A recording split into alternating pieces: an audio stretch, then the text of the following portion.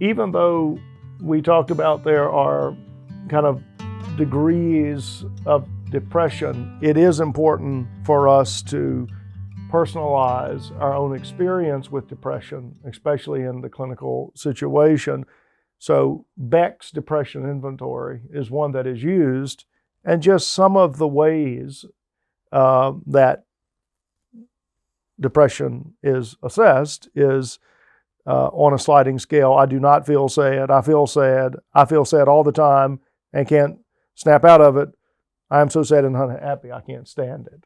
Or I am not particularly discouraged about the future. I feel discouraged about the future. I feel I have nothing to look forward to. I feel the future is hopeless and things cannot improve. Or I do not feel like a failure. I feel I have failed more than the average person. I look back on my life and can see a lot of failure. I feel as I am a complete failure as a person. So this just sliding scale again in understanding the level of severity. Again, I think talking about, I do know even when I recently got a physical, this must be something new.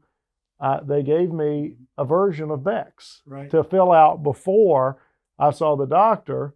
Again, I think they were looking primarily for suicidality, which we'll talk about a little later. But again, by just taking one of these inventories, thinking we've decided, talk about the relationship we need to really work through an inventory like that well.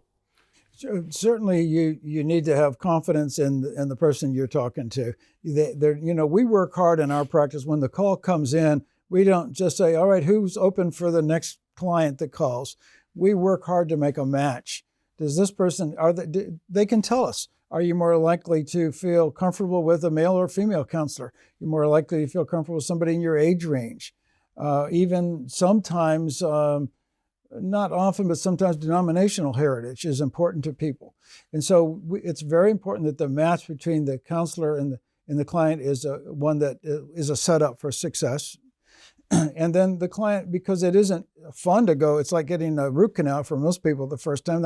It's not fun to go to the idea to go to counseling, but to accept the fact that you're there and to push yourself out of your comfort zone and trust after you've done some due diligence to pick someone that's a good match, and to probably decide to leave the thoughts out in the car, in the parking lot, that you don't need this, or that true good Christian people don't ever get depressed, things that you may have picked up along the way that aren't accurate. I've done a lot of men's retreats in different churches, and you can tell what kind of preaching and teaching people have sat under during the years of their Christian life. If they've been raised in a church where it's not okay to be honest about how life affects us, as you said, being human, if it's not okay if your connection to God is based on your performance and having everything all figured out, if that's what you think wrongly, that your connection to God is based on rather than God's grace, then it's not safe to tell anyone about your feelings. So you have to, if you have any of that rattling around in your head, and that'll come up when you're depressed, because depression seems to feed off your insecurities and your wrong thoughts, and it's almost like a spiritual warfare for many people. And so there's a component to it that it's sort of after you to pull you back, and you have to fight that and trust the Lord to take you with your good judgment to the right person. So it does become biological in that, when you notice that you're not just low, you don't just feel sad and blue like you might with some grief, but you actually are having physiological symptoms, then you're in it more deeply. You're gonna have high numbers. You're gonna have large numbers for the Beck inventory or any other inventory.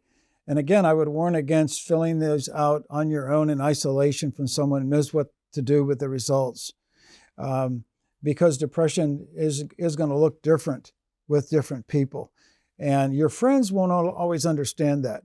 Your friends they need to have the good wisdom to trust and to encourage you to get in there to see the professional. Go talk to your doctor. Family doctors, primary care physicians are much more tuned in these days. Maybe the last 15 to 20 years, much more tuned in to psychological difficulties that exhibit physiologically or coexist with physiological problems. So you can start with your primary care doctor, and you should, and then he or she can refer you to someone that they've worked with other patients who've done well, and that will communicate back and forth. So it's a team approach between you're part of the team, just as equal with the doctor and the therapist. It's not just them doing it for you, but you working together and then making yourself do the things that they tell you to do to take care of yourself, to have sleep hygiene, to not allow yourself to isolate, to eat properly, to exercise, to do what is fun for you to do, even if you don't feel like it. If you don't feel like going out to play golf with your buddies, go do it anyway. Right. Well, I just think to get the assessment, and I want to pick up on some of those actions, to get the assessment right, again, I think it's a journey to assessment, and it needs to be done in community. Right. So again, the worst thing that can happen, I Google search, I take the inventory, I figured out what I have. That's not a good way to do it. There can be some education in that, but ultimately it's going to need to be processed through in a more comprehensive way.